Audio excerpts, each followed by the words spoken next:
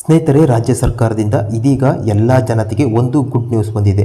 ಹೌದು, ಇದೀಗ ನಿಮ್ಮ ಪಡಿತರ ಚೀಟಿ ಅಂದರೆ ರೇಷನ್ ಕಾರ್ಡ್ ತಿದ್ದುಪಡಿಗೆ ಸರ್ಕಾರ ಮತ್ತೊಮ್ಮೆ ಅವಕಾಶ ನೀಡಿದೆ.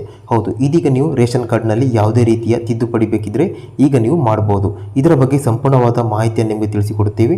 ಪ್ರತಿಯೊಬ್ಬರು ಕೊನೆ ತನಕ ನೋಡಿ, ಸ್ಕಿಪ್ ಮಾಡದೆ ನೋಡಿ. ಅದೇ ರೀತಿ ಕಮೆಂಟ್ ಬಾಕ್ಸ್ನಲ್ಲಿ ನೀವು ಯಾವ ಜಿಲ್ಲೆಯಿಂದ ವಿಡಿಯೋವನ್ನು ನೋಡ್ತಿದ್ದೀರಾ, ನಿಮ್ಮ ಜಿಲ್ಲೆಯ ಹೆಸರನ್ನು ಪ್ರತಿಯೊಬ್ಬರು ಕಮೆಂಟ್ ಮಾಡಿ, ವಿಡಿಯೋವನ್ನು ಲೈಕ್ ಮಾಡಿ. ಇದೇ ರೀತಿಯ ಉತ್ತಮ ಮಾಹಿತಿಯನ್ನು ನಿಮಗೆ ನಿರಂತರ ಅಪ್ಲೋಡ್ ಮಾಡೋಕೆ ನಮಗೆ ಸಪೋರ್ಟ್ ಆಗುತ್ತೆ. ಅದೇ ರೀತಿ ಹೊಸಬರಾಗಿದ್ದರೆ ದಯವಿಟ್ಟು ನಮ್ಮ ಚಾನಲ್ನ ತಪ್ಪದೇ ಸಬ್ಸ್ಕ್ರೈಬ್ ಮಾಡ್ಕೊಳ್ಳಿ. ಸ್ನೇಹಿತರೆ, ಇದೀಗ ರಾಜ್ಯ ಸರ್ಕಾರದಲ್ಲಿ ಬಂದಿರುವಂಥ ಅಪ್ಡೇಟ್ ಪ್ರಕಾರ ರೇಷನ್ ಕಾರ್ಡ್ನಲ್ಲಿ ನೀವು ಕರೆಕ್ಷನ್ ಮಾಡ್ಕೊಳ್ಬೋದು.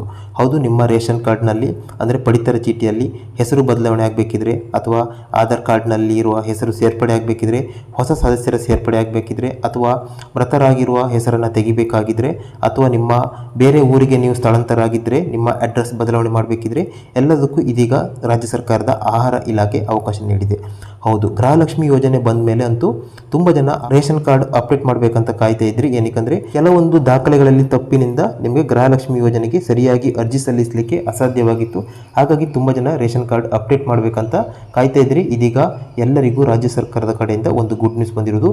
ಇದೀಗ ನೀವು ರೇಷನ್ ಕಾರ್ಡ್ನಲ್ಲಿ ಯಾವುದೇ ರೀತಿಯಲ್ಲಿ ಬದಲಾವಣೆ ಬೇಕಿದ್ರೂ ಕೂಡ ಇದೀಗ ಮಾಡಲಿಕ್ಕೆ ಮತ್ತೊಮ್ಮೆ ಸರ್ಕಾರ ಅವಕಾಶ ಮಾಡಿಕೊಟ್ಟಿದೆ. ಇದರಲ್ಲಿ ನೀವು ನಿಮ್ಮ ಹೆಸರನ್ನು ಚೇಂಜ್ ಮಾಡ್ಬೋದು, ಆಧಾರ್ ಕಾರ್ಡ್ನಲ್ಲಿರುವಂಥ ಹೆಸರನ್ನು ಸೇರ್ಪಡೆ ಮಾಡ್ಬೋದು, ಹೊಸ ಸದಸ್ಯರನ್ನು ಕೂಡ ಸೇರ್ಪಡೆ ಮಾಡ್ಕೋಬೋದು, ಮೃತರ ಹೆಸರನ್ನು ಡಿಲೀಟ್ ಕೂಡ ಮಾಡ್ಬೋದು, ಅಥವಾ ನಿಮ್ಮ ವಿಳಾಸ ಪುರಾವೆಯನ್ನು ಕೂಡ ನೀವು ಅಪ್ಡೇಟ್ ಮಾಡ್ಕೋಬೋದು.